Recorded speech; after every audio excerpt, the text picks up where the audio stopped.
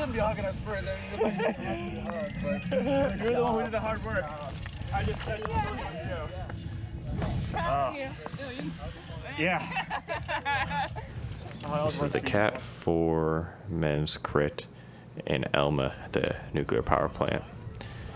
So running real late to this race, barely made the start, and in the rush, I never turned on the rear camera, so just front camera for today.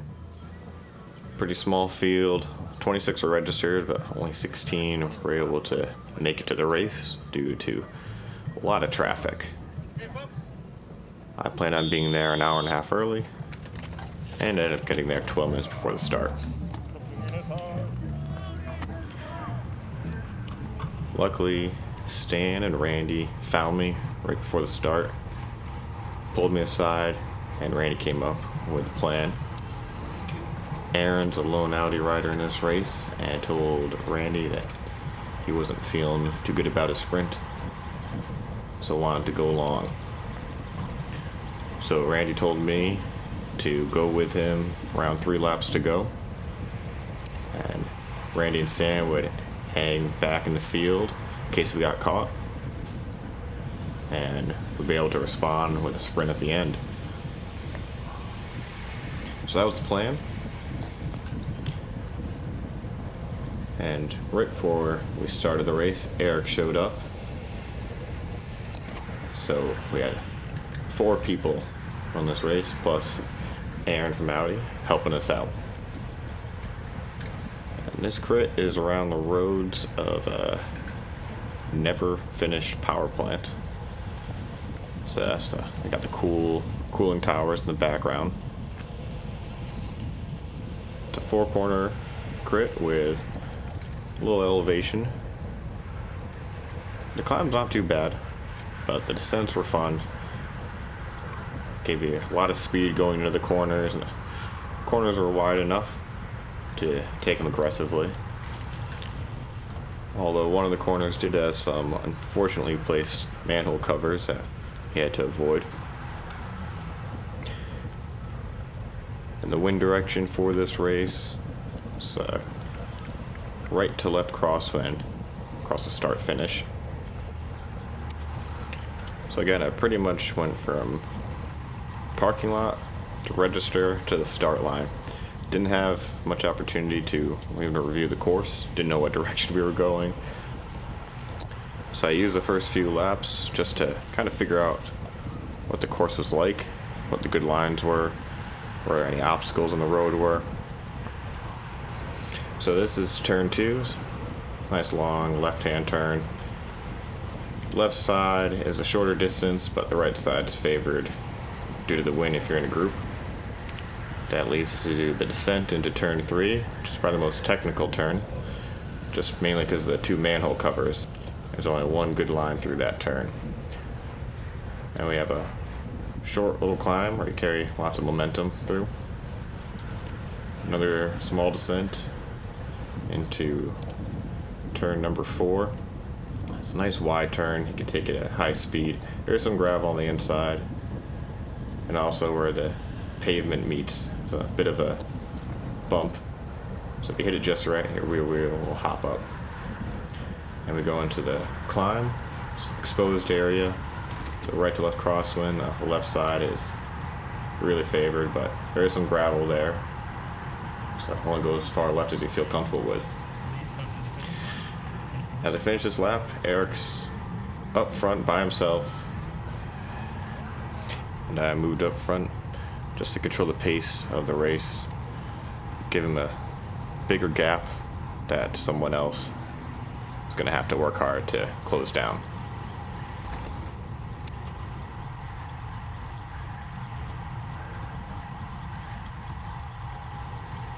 Sure enough, here comes Apex. It's just one person, so I let him go, hoping he could bridge to Eric and give Eric a break.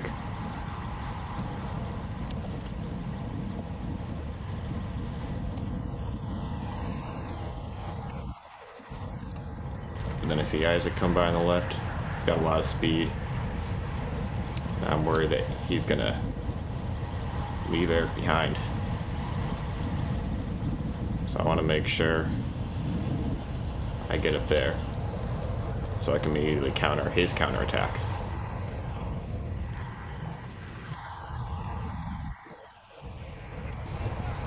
So as we catch Eric, I look over my shoulder and I see that we didn't end up towing the whole field. We got a little bit of separation, so I tell him to hop on. Hop on, Eric. Because a 4-person break with 2 of the bigger teams represented could go the entire race.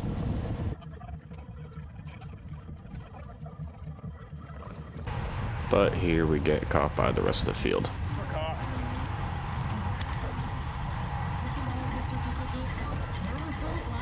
Once I realized we're caught, I stopped chasing this liquid fellow rider.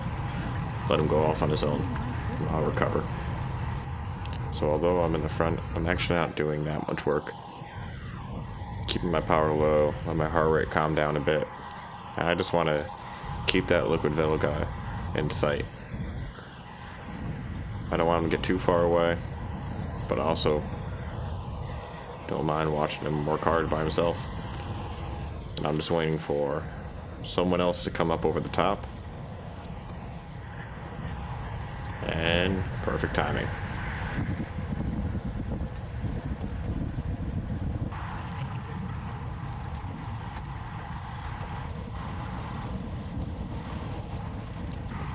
So this is the beginning of a preem lap. And Aaron has launched an attack to bridge the gap to join the liquid fellow rider.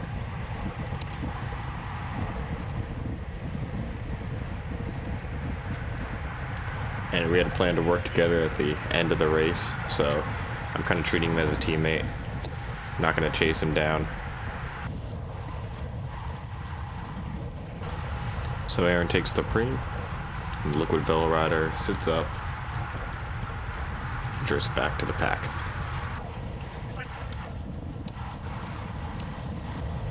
So although Aaron and I have an agreement, I don't want him to get too far away, so again, I'm trying to keep him in sight.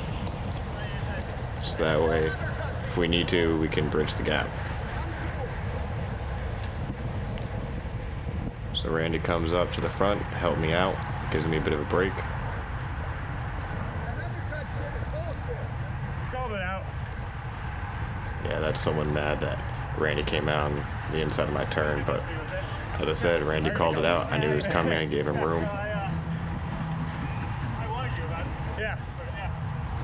So Liquidville comes up to the front, and I take the opportunity to lower my heart rate a bit.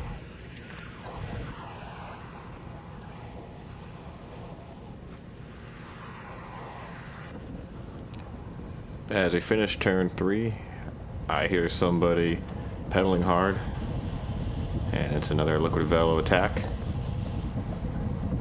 So I have enough time to spin up, make sure he doesn't get too far away.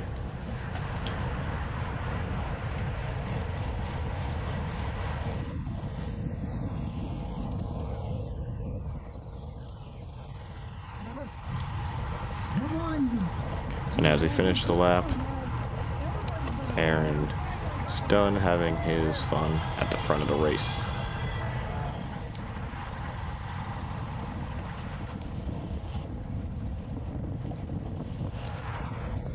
Liquid Velo launches another attack on the right, and at the halfway point in the race, I don't want a breakaway to occur yet. I don't want to spend the middle of the race chasing a breakaway before I plan on doing my own. So again, I'm just trying to keep him in sight. Make sure that teammates don't soft pedal up front and allow the gap to grow.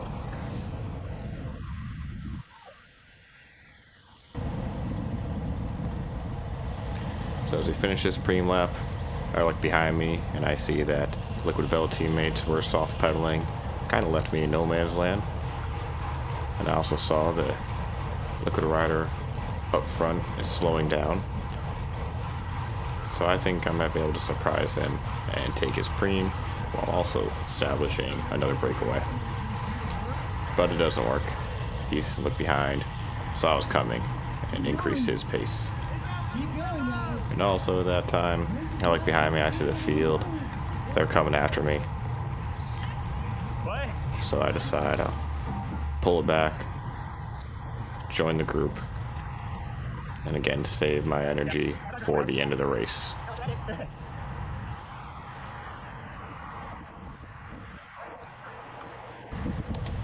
So as I join the field, think about going back a few wheels, rest up a bit.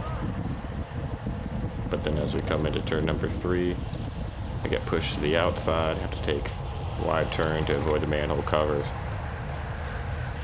I lose some distance. Now I'm forced to sprint, do 900 watts, just to minimize the amount of wheels I'm losing.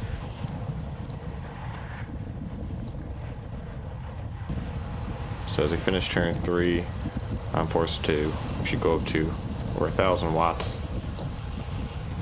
just to hang on. And before, when I was up front and controlled the pace, I was doing 700 watts up this section. So although I'm benefiting by being in the draft of the field, there's a lot more surges and power that actually makes the race a bit harder. Sometimes it's nice to be at the front, get to control the pace, get to smooth out the efforts a bit.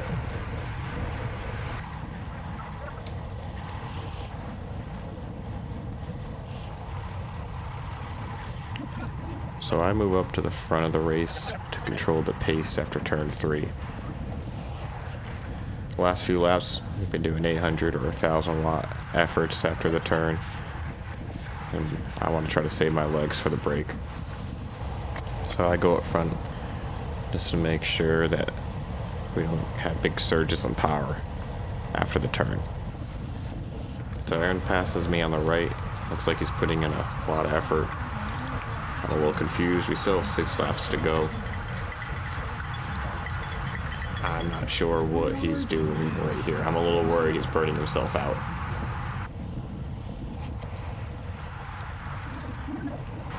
So Stan takes this preem lap.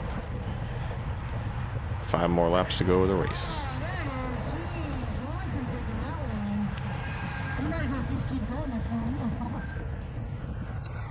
So I tried coordinating with Aaron a few laps ago about our break, but Liquid Devo riders are around us. I didn't want them overhearing. So now that they're in front of us, I'm able to talk to Aaron.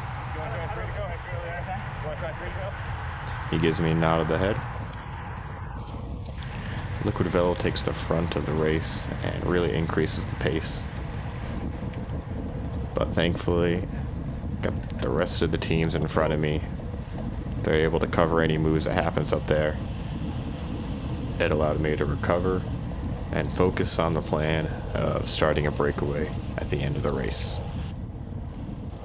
And as we cross the start-finish with 4 laps to go, Aaron attacks from the left. I'm a little confused. I don't think I'm ready to do a 4-lap effort. I know my limits, so I don't join him. I stay in the field. So as we approach the start-finish line with 3 laps to go, I start thinking about how I'm going to establish this break. So I know I need to establish the break before we get to turn 3, since there's only one good line through that turn. See, Aaron's at the front, and he just pulled for a whole lap, so I don't think he's able to help me. So unfortunately I can't count on him. And as we come to turn 1, this Liquid Devo rider up front, I could tell he doesn't want to be at the front of the field. He's kind of looking around. He slows up. So that's when I go. And I'm able to get away without bringing anybody with me.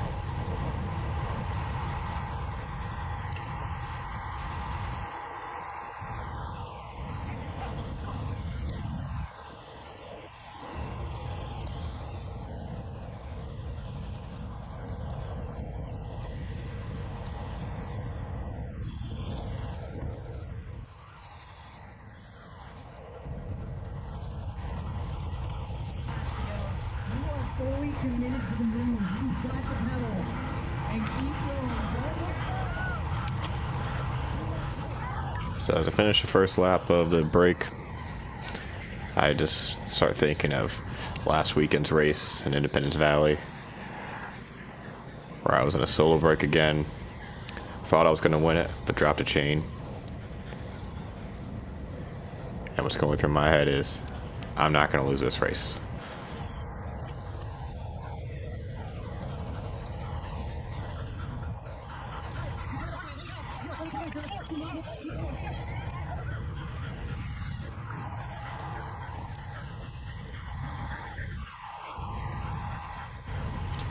This was the last time I looked over my shoulder.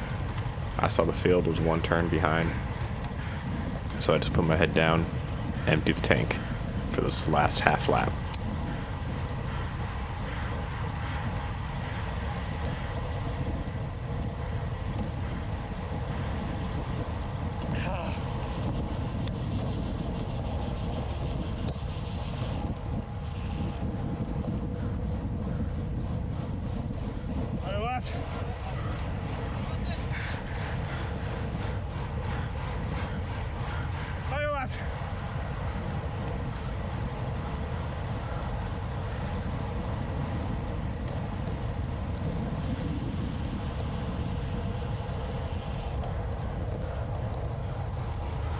And after the final turn, I had that finish line in sight.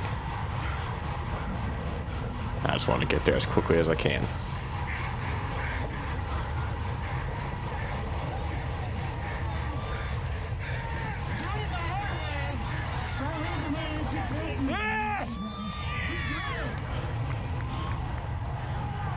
And unfortunately, video from my wife shows me throwing my bike well after I've already crossed the finish line. It's good practice though. Crossing that finish line was a great feeling. Spent all morning worried I wasn't even going to make the race due to traffic. Got there 12 minutes before the race.